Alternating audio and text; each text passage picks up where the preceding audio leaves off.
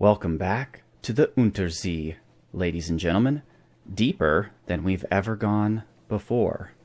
I'm Marcus Aurelius, and this is Sunless Sea, with the Zubmariner expansion pack by Fail Better Games. And in the last episode, we explored the deeps using our new Zubmarine, and we were told to go to Venderbite to find a incomparable Aurelian, which is what we're doing right now. Another interesting fun fact is that we are incredibly terrorized here. And that's not good overall. We lost a crew member. They actually weighted themselves down with cooking pans and jumped overboard to their death. So we're going to have to... well, first of all, we might have to get some more crew. But second of all, we need to lower that terror. Now, supposedly going to London lowers it to 50, but I don't think it did this time around. Unless your terror grows really fast when you're deep in your submarine. I might have missed that. All right. Okay, so I have brought this woman, the shady sort, to Venderbite to meet this guy. But now she's like, ooh, I wonder what he looks like beneath the bandages. It can't be that bad, right? So I could tell her the truth, or I could reassure her. And I'm going to tell her the truth. She says nothing. Her face grows paler and paler as you speak. Now she looks like nothing so much as a wax figure. She walks jerkily down the gangplank to meet her friend. He pays you. She says nothing.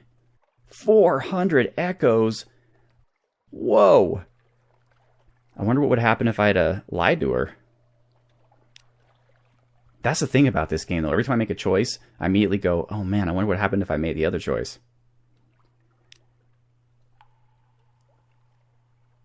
Sample today's special. 60% chance of it not poisoning me. This is usually a more effective way of reducing terror than purchasing a dusty glass of water.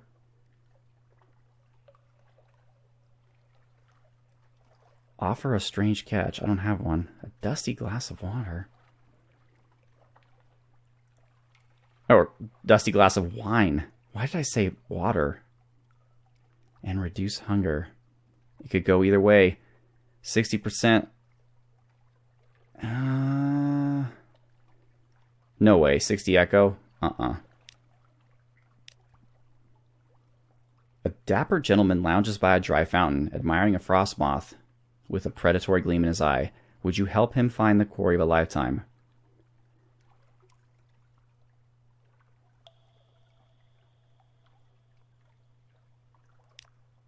Is this him? The incomparable Aurelian? Yes, with a satisfied nod toward your ship, the incomparable Aurelian slips the frost moth into a killing jar. He explains as the pale blue wings beat against the glass. You've been beneath the waves, I see, and I trust you've seen tyrant moths as well. Fine creatures, but nothing compared to the regal kin. The mossed moth, or the most moth? I know where to find it, and with your ship, we can see it hatch. Take me down to the undercrow, and I'll show you something worth preserving forever.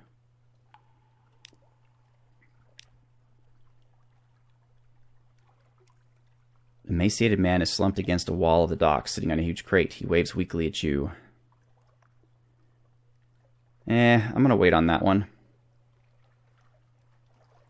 Let's gather gossip. Get my port report. And do I want to explore Venderbite? Yeah, why not?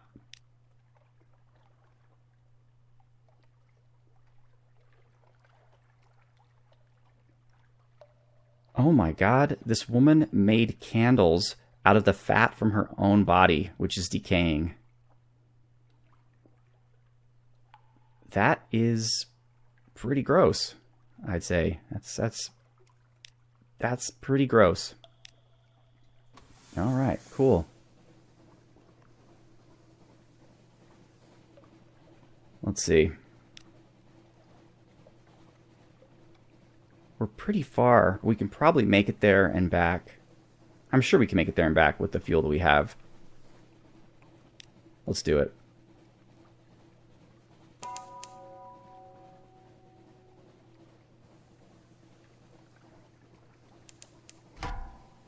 A bat swarm.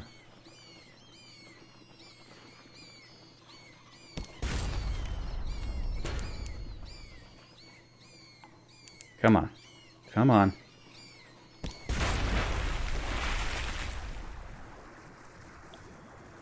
This will slightly reduce terror. That's probably for the best. As opposed to eating them. We're okay with supplies. We're okay.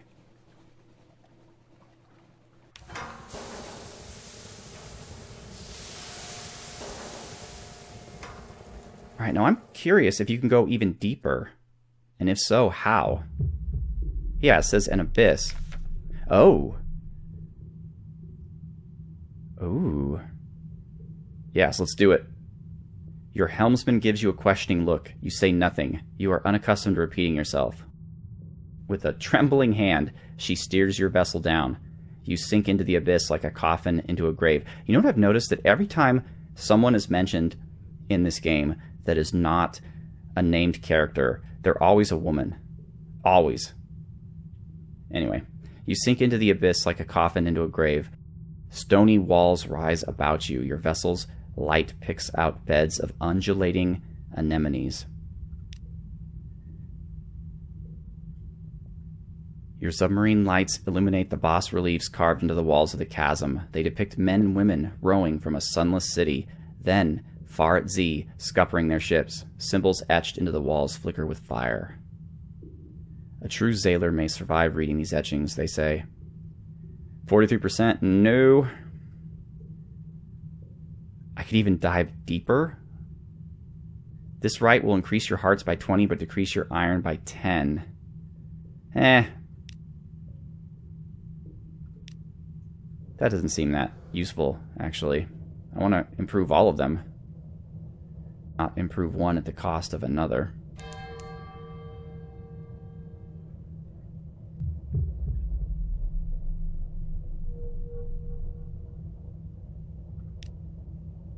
We're on the way.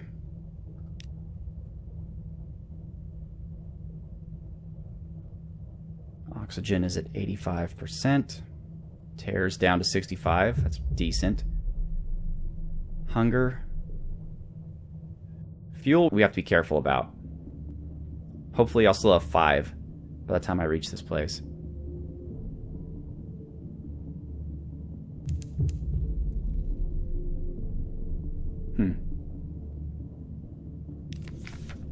Let's see what this abyss has for us.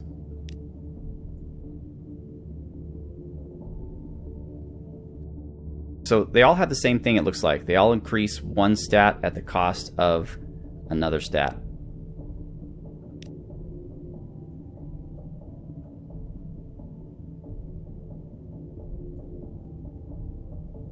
Alright, incomparable Aurelian. Let's see what you've got for me.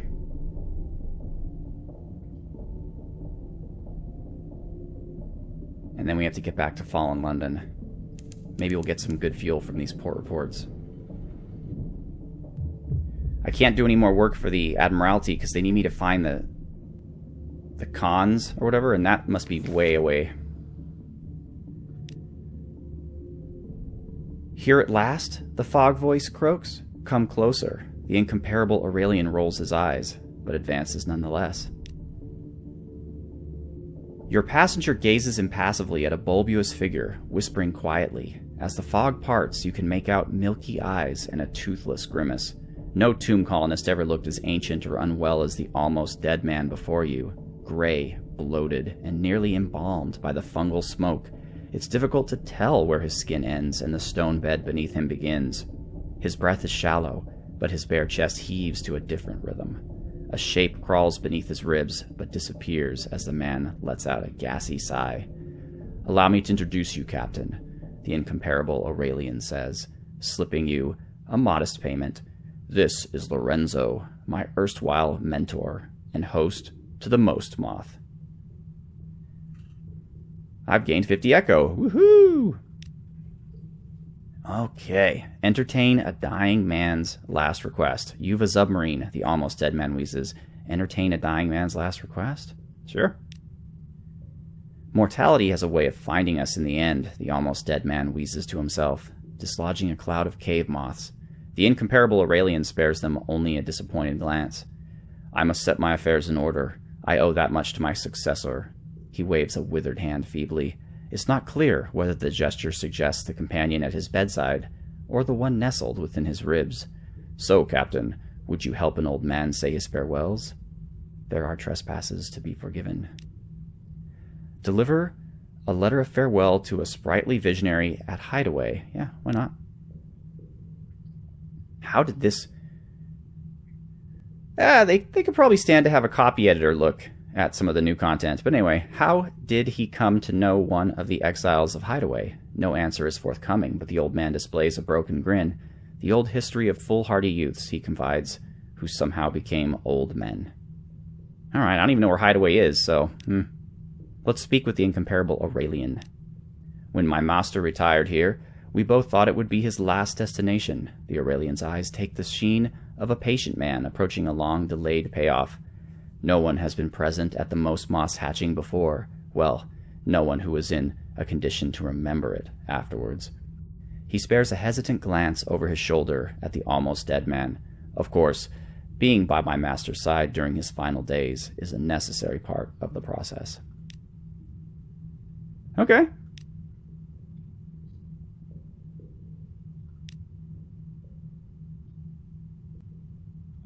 I could read the letter.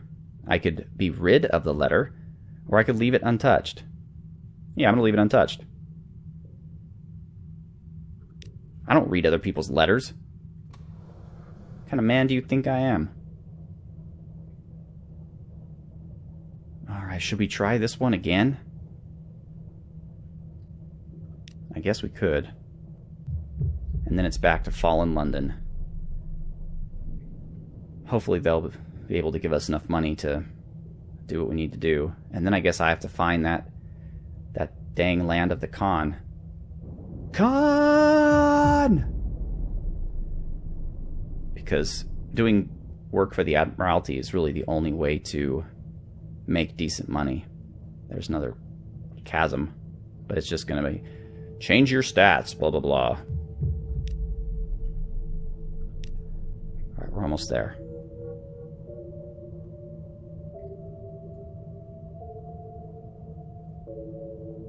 I'll be honest, I don't see anything.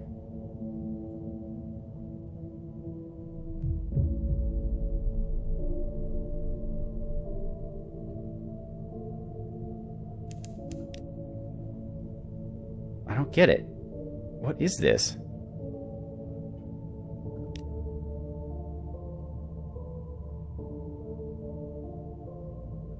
Is this it? Whatever this is?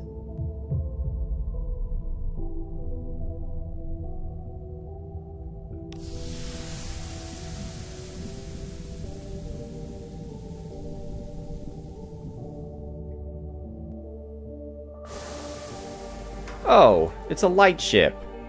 Oh, Marcus. Marcus. You're better than this. Is there any place we could hit on the way? No, but we can go south just to uncover some of this darkness. And I guess we need to find out where this place is, because this thing's going to be sitting here until we do. Hideaway, huh?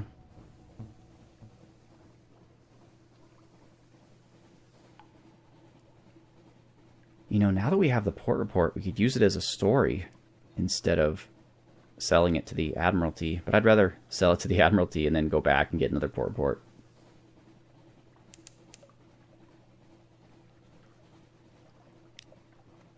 Okay, cool. We are making progress. I'll just cut out right here, folks, and then I'll come back when we are at Fallen London. So see you then. Alright, ladies and gentlemen, we are back, and we're in Fallen London, and it appears the alarming scholar wants to see me.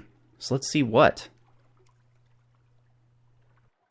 You've been so very helpful. I wanted to give you something for your next voyage. I bottled it myself. 2 supplies. It smells pickled, chemical, salty. Once it might have been eel flesh, but the scholar assures you that it has vital and nutritional virtues. Save it for an emergency, perhaps. Alright, I could sell him a memory of a distant shore. How many do I've got? I've got 4, okay. 10 echoes? Eh. I'll give him 3 of them, but I'm going to keep 1. You never know when it'll be useful. The Rose Market. That's another new thing since the last time I played. A starving poet is looking for solace fruit. Don't even know where to get that. A veteran privy councilor seeking an outlandish artifact. Or I could have it switch out to something different. Using my free evening. I don't know if I want to do that, though. Let's go to the Admiral. And let's submit the port reports. Hunter's Keep. Venderbite. Wither. Codex. Low Barnet.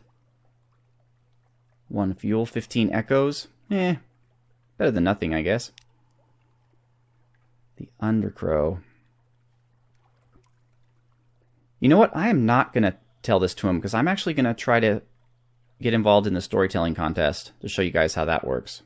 So we're going to leave the Admiralty, but we are going to go to the dry dock. No. London. I guess we can hire on more crew. Alright. 8 of 10, that's solid. And dry dock the ship. Okay. I can spend 3 favors to repair with only 25 echo. Or I could just pay 100 echo. That's a lot of echo. We're just going to use the favors while I've got them. Why not? The rat engineers are kind of fun too, but they eat your supplies. Alright, so now I have 7 fuel, 11 supplies. Let's go to my lodgings. I can't see my kid until I can afford a better place to live. I can read the paper. And I can rest in a room. I don't know if this is... It gives you the well-rested trait, which is fine, but I don't know if losing 1 terror for 10 echo is actually a good trade. That's all I can do. Anything else? Nope. Alright. So let's get 20 fuel. And 15 supplies. And I actually want to get a couple Foxfire candles. There's a place down south where I can use them. Of course, that takes away all my money. Now I'm down to 405. What would it cost to actually upgrade my lodgings? 1,000. Ugh, that's not going to happen anytime soon. Alright, let's go. Let's head back to the underwater church.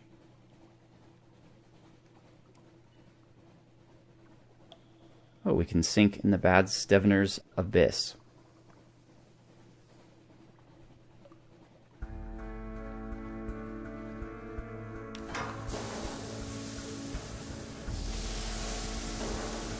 I love how in Victorian London they have transforming submarines. Just great. It's really great. And here we go.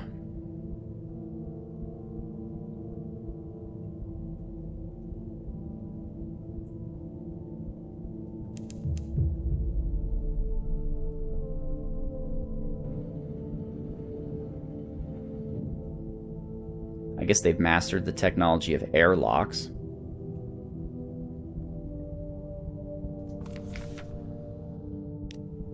All right, trade stories. Speak of Undercrow. The trick is to tailor the tales to the audience. You talk of the gut moths which inhabit every sailor and provide their nautical instincts. That taste in the throat which heralds a storm front. The ability to digest food, even on choppy seas, the welcome fluttering in the stomach at the sight of a sweetheart on shore. Moths in the gut, growing all the time. Your listeners shift in their seats. One hurries out, clutching his mouth. And I got a Z story, but I lost my port report. That's okay, that was fun. And I guess you can tell the same story over and over. So we still have to find all these other places. Rack, Scrimshander, Rosegate, Nook, and Hideaway. And Anthe. I wonder where Hideaway is. That's the place I need to go. Any shops here? Alright, so you can buy fuel here for 2 Tales of Terror. And I actually have a lot of those. You get those from the sisters. And you can buy supplies for Memories of Distant Shores. But unfortunately, you cannot get those things by selling. Still, though, it's nice to know you can get fuel and supplies in a way that doesn't require echoes. Do I have any secrets? I do. I have 1. Let's get some more hearts. Or should I get veils? Ooh. I might want to get veils. You're the one that gives me veils, right? Yes. Alright, I've lost a secret, but I've gained a veil. Invite him to dine with you. Yeah, why not?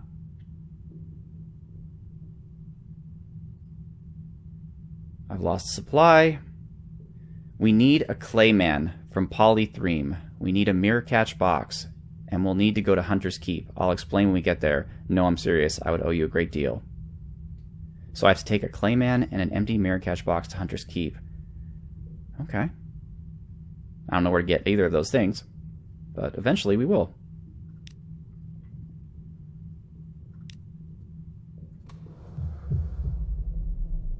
Alright.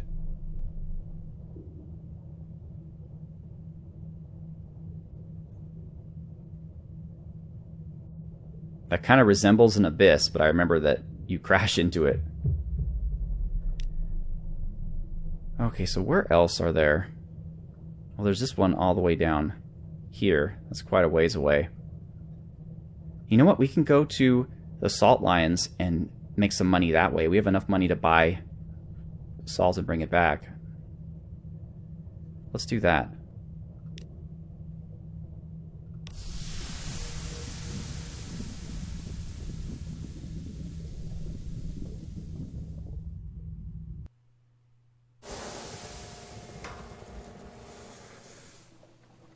Alrighty.